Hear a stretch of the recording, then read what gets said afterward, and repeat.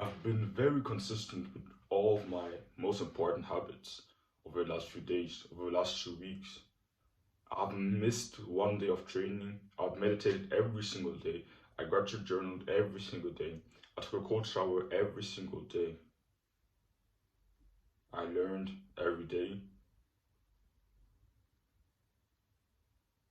And it's not like the rest of my days have been perfect. There have been days where I spent the rest of the day watching YouTube. There have been days where I started off well and then I lost discipline. I started doing BS. But still, I managed to stay that consistent with all of the most important, most difficult habits I have. And the reason why, the main reason why is because of the eat before method. Right now it's around 4 a.m. or 5. And I've already taken a cold shower. I've already meditated. And I already gratitude journaled. I woke up at 4 a.m. And right now I'm recording, which is probably the most important thing of my day. And directly after recording, I'm maybe going to read for like 20 minutes, and then I'm going to the gym. So before most of my family is awake, I've already done so many important things for myself, like the most important things of my day. I'm using the eat the frog method, and it's truly life changing. I start with the most important, most difficult things, and it's life changing. In the past, I used to push off meditation and gratitude journaling to later on in the day, and I was never really consistent with them. I was never really following them to the T. I was never really really pushing myself on meditation, especially. I was meditating for like 3 minutes and then 5 minutes and then 7 minutes and then back to 1 minute, and then it was very inconsistent. But now that I'm using this method of doing the hardest, most important things first thing in the morning, being consistent with them has been as easy as ever. So yeah, I'm not trying to tell you here to wake up at 4 a.m. or just waking up at 4 a.m. is better in some way. No. But I would recommend you try out this method of waking up and trying to do all the hardest, most important things you have to do in your day as early as possible. So maybe just find the most important thing, your work maybe, or your studies.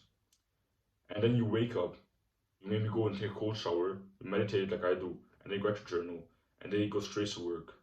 And then after work, you go and train. I think that morning routine, starting your day off like that, it's it's truly insane. It's truly insane. Like I've been doing this for the last 2 weeks, and it's truly insane how much how consistent it makes you. And the rest of your day seems so much better because you've already done all those hard, important things. So the rest of the day seems like a glide because you start your day off so with so much difficulty, but on purpose. So I was, instead of pushing off all those hard things and saying, no, I'm going to do them later. So I was saying, yeah, I'm going to train later. Oh, I'm going to take a cold shower later. I'm going to meditate later. Confront all those things first thing in the morning. Look them in the eyes and do them as early as you possibly can. And I promise you, this will be life changing for you. This will truly be life changing. Many people say, oh yeah, morning routines are useless. But I found, and I used to say it for some time, but for the last few weeks, I'm using like a morning routine. I've been waking up, taking a cold shower, then meditating and gratitude journaling before I start working. And doing that has been very valuable for me. If you only care about work and you don't care about anything else, you don't want to be more focused, yeah, maybe don't do a morning routine. But even then, having a short morning routine, like a short, I don't mean like a 2 hour one, but a 30 to 1 hour one, where you just focus on like 1 to 3 or 1 to 4 really powerful habits before your work. Doing that actually made the quality of your work better. Like I'm actually more focused now because I've already taken a cold shower and then I meditate for 10 minutes before this. So I'm way more focused than if I just woke up and just went straight to it. Of course, if you waste time and do some weird things, weird habits, useless habits, you go eat some garbage, go do some random things, of course, yeah, then it's useless. But if you wake up and you do some powerful habits that will actually aid your work, like meditation, like cold shower, gratitude journaling, I don't think morning routines are useless in that situation. I think they're actually going to aid your work.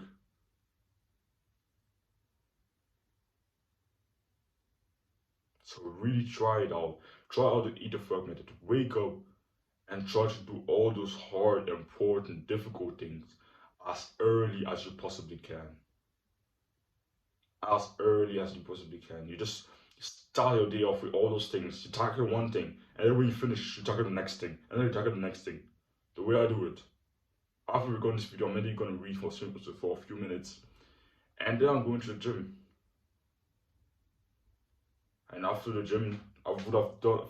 I'm finished with most of the hard things I have to do. So for the rest of the day, I can focus on learning, reading, and maybe spend time with my family. Like I'm able to do that because I started my day off with all those hard things. And when you start your day off with all those hard things, your only advantage is not that you're gonna be consistent with them, or that you're gonna have the rest of the day to be to do all the less difficult things. There are other advantages, such as you're more focused on those hard, difficult things. Imagine, like, when I meditate later on in the day, when I'm already pretty tired, the quality of our meditation is way worse. And I most likely won't meditate for long. Same thing with recording, same thing with training, same thing with learning, same thing with all those different things, with cold shower. But when I do them first thing in the morning, when I'm still pretty fresh, when I'm fresh out of my bed,